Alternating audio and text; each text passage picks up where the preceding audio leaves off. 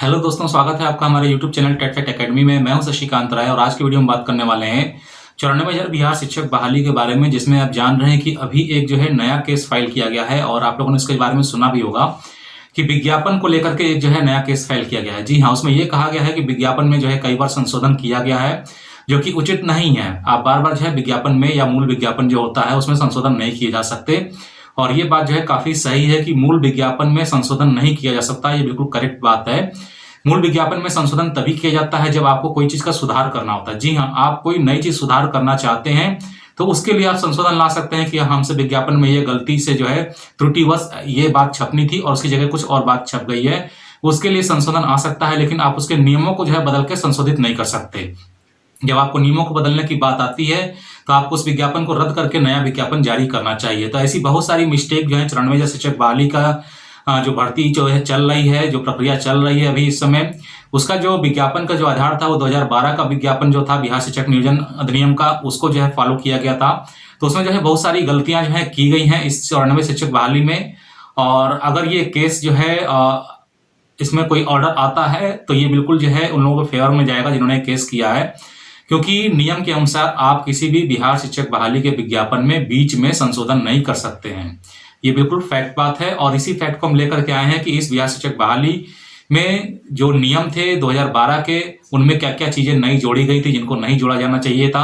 और बिल्कुल ये फैक्ट है, तो इसके आधार पर यह भी हो सकता है कि अगर डिसीजन के पक्ष में गया तो बिहार शिक्षक बहाली जो है बिल्कुल रद्द हो सकती है। और ये संभावना बिल्कुल आप मान के चलिए कि अच्छी खासी संभावना है, क्योंकि इसमें जो एक ईडब्ल्यूएस केस का जो आप देख रहे हैं कि एक ईडब्ल्यूएस केस जो है पेंडिंग है, जिसमें यह कहा गया है कि उस समय 2012 में ईडब्ल्यूएस का आरक्षण नहीं जो है लागू हुआ था, ना ही ऐसा कोई जो है सिस्टम बना था। और आप लोगों ने जो है 2012 की बहाली पर ही जो है ईडब्ल्यूएस को आरक्षण देकर के नई सीटों का गठन कर दिया। तो उस पर भी जो केस चल रहा है ये भी काफी खतरनाक केस है, ये भी बिहार शिक्षक बहाली को ले डूबेगा। ये बिल्कुल कंफर्म है। अगर ये आदेश जो है उनके पक्ष में गया तो ये बहाली रद्द हो सकती है। और यहाँ पर आज हम आपके लिए लेकर के आए हैं कि ये जो त्रुटियां हैं जो इन्होंने की है इस बार जो है शिक्षक बहाली में, क्योंकि 2012 के विज्ञापन में ये बातें मेंशन नहीं की गई थी, तो उन्हीं चीजों को यहाँ पर आपके सामने रख रहे हैं। अगर आपको जो है लगता है कि ये बात सही है तो कमेंट बॉक्स में जो है जरूर अपने तर्क दीजिएगा। तो वीडियो शुरू करने से पहले आपसे कह देना चाहते हैं कि जो भी शिक्षक अभ्यर्थी हमारे चैनल पे नए हैं, हमारे चैनल को सब्सक्राइब कर लीजिएगा। चैनल को सब्सक्राइब करने के लिए आपको क्लिक करना होगा सब्सक्राइब बटन पे, बेल आइकन पे प्रेस करिएगा और ऑल पे क्लिक करेंगे तो आपको सारे वीडियो के नोटिफिकेशंस मिल जाएंगे। तो आइए शुरू करते हैं अपना आज का वीडियो और जानते हैं कि बिहार शिक्षक बहाली में इस बार जो है क्या क्या परिवर्तन किया गया था जो कि नहीं होना चाहिए था। सबसे पहली जो गलती हुई थी वो ये हुई थी कि ये जो है प्रक्रिया जो है 2012 में शुरू हुई थी और इस 2012 की प्रक्रिया में 5वें चरण तक की जो है काउंसलिंग कराई गई थी। 5वें चरण की जो काउंसलिंग कराई गई थी और चौथे चरण की जो काउंसलिंग कराई गई थी वो जो है ओपन कैंप के माध्यम से कराई गई थी। तो जब ये जो है पुरानी प्रक्रिया थी, जब इसके आगे का ही चरण आपने जो है फॉलो किया, यानी कि जो है 5वें चरण के बाद जब छठा चरण जो है फॉलो किया गया, तो इसमें जो है सबसे बड़ी जो है गलती ये की गई बिहार शिक्षा विभाग की तरफ से कि इसमें आप नए आवेदन नहीं ले सकते थे, क्योंकि ये 5वें चरण का अगला चरण था, छठा चरण। तो इसमें आप जो है नए आवेदन जो है नहीं लिए जा सकते थे, जो कि इन्होंने जो है पूरी तरीके से जो है गलत किया।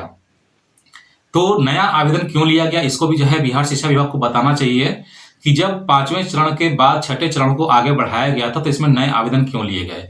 इन नए आवेदन के चलते क्या हुआ कि जो पुराने जो शिक्षक अभ्यर्थी जो बचे थे जिनकी लो मेरिट थी उनका सिलेक्शन नहीं हो पाया और इस बार भी उनका सिलेक्शन नहीं हो पाया।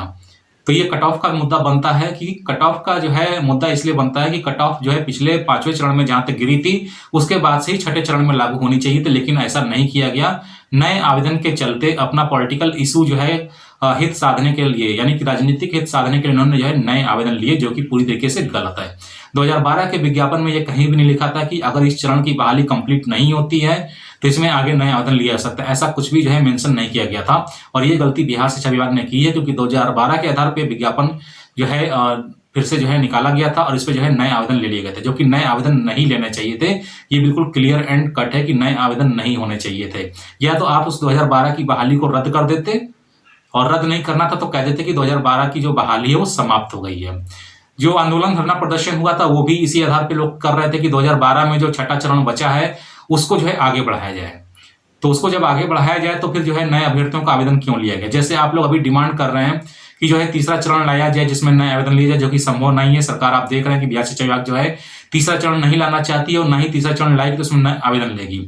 दूसरी बात यह है कि सब लोग ये कह रहे हैं कि 7वें चरण का आयोजन किया जाए, लेकिन उसमें 2020 की जो है नियम लगाई जाए। तो ये भी आप समझ लीजिए कि जो है 2012 का ये विज्ञापन है, तो इसमें जो है नया नियमावली जो है लागू नहीं होगा। जब भी 7वां चरण आएगा तो उसको आप 7वां चरण नहीं कहेंगे, उसको हम लोग जो है पहला चरण कहेंगे। और वो नई शिक्षक अधिनियम जो 2019-20 है उसके आधार पे जो है लागू किया जाएगा।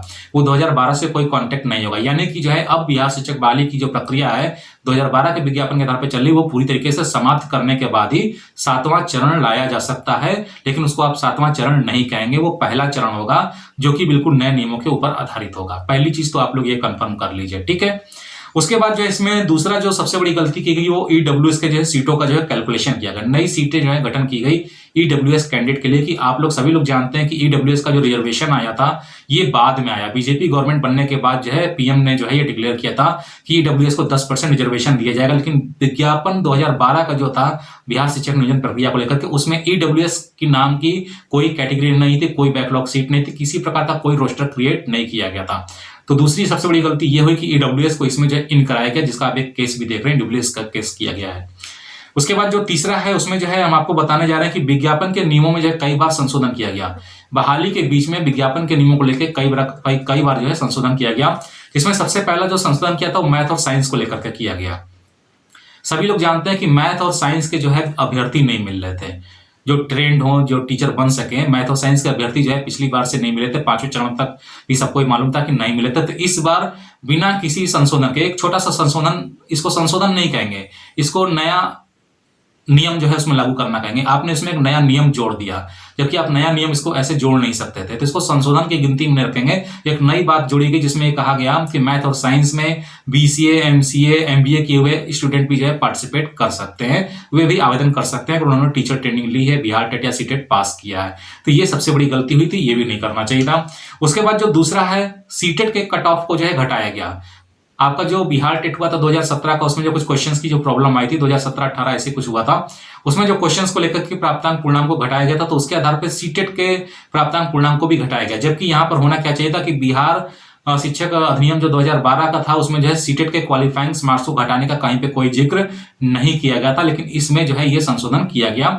सीटेट के क्वालिफाइंग मार्क्स से छेड़छाड़ की गई, उसको घटा करके अभ्यर्थियों को जो है आवेदन करने का मौका दिया गया। इसके बाद जो है बैकलॉग सीट जो थी, बैकलॉग सीट से जो है उनका जो रोस्टर था उससे जो है छेड़छाड़ की गई।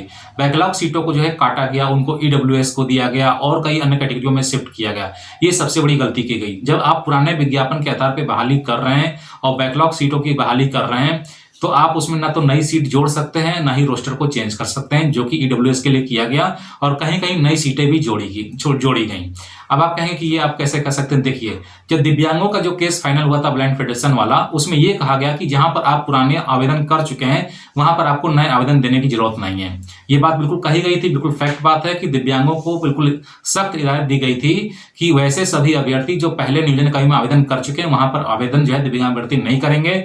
सिर्फ जो नई नियोजन इकाइयां हैं जहां पर उन्होंने आवेदन नहीं किया था या जहां पर सीटें जो है कैलकुलेट करके दी जा रही है वहां पर आवेदन करेंगे। तो ये दोनों बातों में अंतर हो जाता है। यानी कि जो पुरानी नियोजन इकाइयां थी जहां पे पहले वो आवेदन कर चुके थे, जहां पे पहले से सीटें थी, तो वहां पर उनके ऊपर जो है पुराना नियम लागू किया गया। और जहां पर उन्होंने नए आवेदन दिए थे वहां पे उनके ऊपर जो है नया आवेदन लागू किया गया और उनको यूआर की सीट जो है नहीं मिली, उनको अपनी दिव्यांग की सीट पे जो है नौकरी मिली या उनकी काउंसलिंग कराई गई। यूआर की सीट पर उनको जो है नहीं जाने दिया गया। ये बिल्कुल फैक्ट बात है। तो यहां पर भी जो है जब नई सीटें थी ही नहीं, बैकलॉग में भर्ती हुई, तो नए आवेदन क्यों लिए गए, ये सबसे बड़ा जो है प्रश्न है। और यही प्रश्न जो है काफी खतरनाक हो सकता है इस बिहार शिक्षक बहाली के लिए। इसमें नए आवेदन नहीं लेने चाहिए थे, क्योंकि आपने साफ कहा कि ये 5वें चरण के बाद छठा चरण है। ठीक है, अगर ये नई बहाली होती तो इसमें छठा चरण नहीं होता, पहला चरण होता। पहली बात तो ये। इसके बाद जो है जो कट ऑफ की जो कैलकुलेशन की गई, 5वें चरण का जो कट ऑफ गिरा था उसके बाद से कैलकुलेशन करना चाहिए। तो जैसे आप इसमें देख रहे हैं, इस बिहार शिक्षक बहाली के नियम में ओपन कैंप काउंसलिंग में बिल्कुल साफ तरीके से कहा गया था कि जो कट ऑफ होगा वो कहां से शुरू होगा, जो काउंसलिंग बीत चुकी होगी। यानी कि जो काउंसलिंग जो है फर्स्ट फेज की जो है खत्म हुई थी, अगर वहां पे सेकंड फेज की काउंसलिंग होगी तो जो कट ऑफ होगा वो फर्स्ट फेज का जो लास्ट कट ऑफ होगा वहां से शुरू होगा। तो जब ये छठा चरण था, 2012 का छठा चरण था, तो 5वें चरण की जो कट ऑफ थी उसके बाद से इस शिक्षक प्रक्रिया की काउंसलिंग का कट ऑफ शुरू होना चाहिए था, जो कि नहीं किया गया। और ऐसा इसलिए नहीं हो पाया क्योंकि नए आवेदन लिए गए थे, इसलिए कट ऑफ फिर से जो है चेंज हो गया। तो यहाँ पे जो है कट ऑफ चेंज नहीं होना चाहिए था, कट ऑफ चेंज करके ये भी गलती की गई है, क्योंकि ये 5वें चरण का छठा चरण था। तो 5वें चरण का जो लास्ट कट ऑफ था उसके बाद जहां जहां काउंसलिंग हुई है वहां पर जो है कट ऑफ उसी के बाद से शुरू होना चाहिए था। तो यहाँ पे जो है लो मेरिट वालों का सिलेक्शन हो जाता, लेकिन नहीं हो पाया।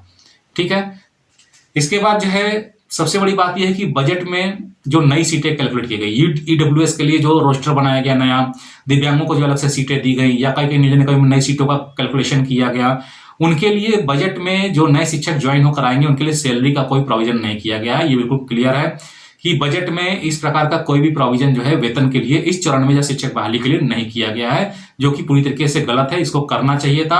अगर आपने वेतन का प्रोविजन नहीं करवाया है, विधेयक नहीं पास किया है या बजट में इसको नहीं दिखाया है, तो ये बहाली पूरी तरीके से इनवैलिड है, पहली चीज। और इसको जो है रद्द कर दिया जाएगा आने वाले समय में, क्योंकि आपने इसके लिए वेतन का प्रोविजन किया ही नहीं है। बजट में इस प्रकार की बहाली का कोई भी जो है उल्लेख नहीं किया गया है। ठीक है, उसके बाद जो है उम्र सीमा को लेकर के आपको कहना चाहते हैं कि उम्र सीमा को यहाँ पे 10 वर्ष तक बढ़ा दिया गया, जो कि नहीं होना चाहिए था। क्योंकि जब 2012 के विज्ञापन के आधार पे आप काम कर रहे हैं, तो 2012 में जो नियम फिक्स था, उम्र सीमा निर्धारित की गई थी, और जो उसकी उम्र सीमा की जो डेट्स निर्धारित की गई थी कि इस डेट से कैलकुलेट की जाएंगी, वही वो उम्र सीमा होनी चाहिए थी। इसमें उम्र सीमा को भी जो है 10 साल तक बढ़ाया गया था, जो कि गलत था। इसके बाद जो है दिव्यांगों के लिए जो केस हुआ था ब्लाइंड फेडरेशन का, उसमें दिव्यांगों को आरक्षण देने के लिए फिर से रोस्टर को कैलकुलेट किया गया, और उस रोस्टर को दोबारा जारी भी नहीं किया गया, और उसका जो है बाकी सीटों पे क्या प्रभाव पड़ा इसके बारे में भी नहीं बताया गया। ये सारी गलतियां जो हैं बिहार शिक्षक बहाली प्रक्रिया में, 94 शिक्षक बहाली प्रक्रिया में की गई थी। और जो केस किया गया है बिल्कुल अपनी जगह पे बिल्कुल सही केस है, वो बिल्कुल किया है, उन्होंने बिल्कुल सही किया है। क्योंकि आप मूल विज्ञापन में संशोधन कर सकते हैं, परिवर्तन नहीं कर सकते हैं। जब भी आपको परिवर्तन करना होगा तो आपको जो है नई नियमावली लानी पड़ेगी, पुराना विज्ञापन रद्द करना पड़ेगा, तब आप नया विज्ञापन लेकर के बहाली जो है प्रक्रिया कर सकते हैं। संशोधन तभी होता है जब कोई बात आपने गलत कह दी हो और उसको परिवर्तन करना चाहते हो, तो उसको संशोधन कहते हैं।